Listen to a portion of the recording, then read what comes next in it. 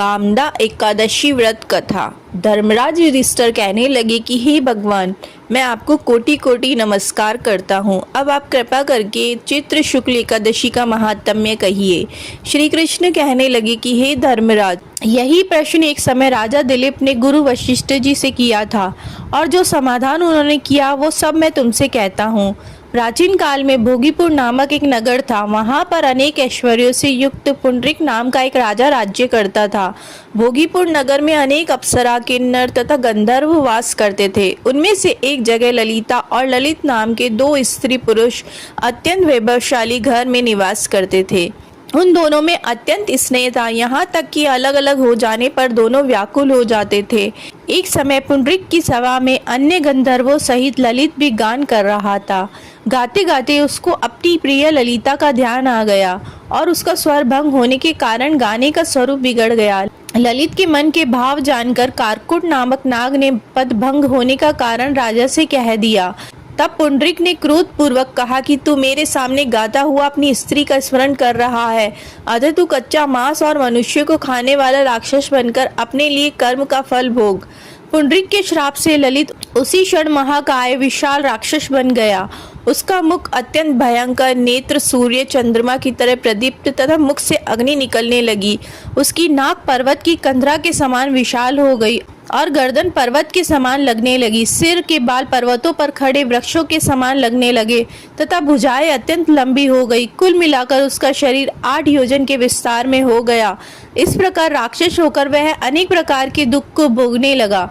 जब उसकी प्रियतमा ललिता को ये वृत्तांत मालूम हुआ तो उसे अत्यंत खेद हुआ और वह अपने पति के उद्धार का यत्न सोचने लगी। वह राक्षस अनेक प्रकार के घोर दुख सहता हुआ घने वनों में रहने लगा। उसकी स्त्री उसके पीछे पीछे जाती और विलाप करती रहती। एक बार ललिता अपने पति के पीछे घूमती घूमते विंध्याचल पर्वत पर पहुंच गई, जहाँ पर श्रृंगी ऋषि का आश्रम था। ललिता शीघ्र ही श्रृंगी ऋषि के आश्रम में गई और वहां जाकर विनीत भाव से प्रार्थना करने लगी। उसे देखकर श्रृंगी ऋषि बोले कि हे सुभगे, तुम कौन हो और यहाँ किस लिए आई हो? ललिता बोली कि हे मुने, मेरा नाम ललिता है। मेरा पति राजा पुंडरीक के श्राप से विशालकाय राक्षस हो गया है। इसका मुझको महान दुख है। उसके उद्धार का कोई उपाय बतलाइए।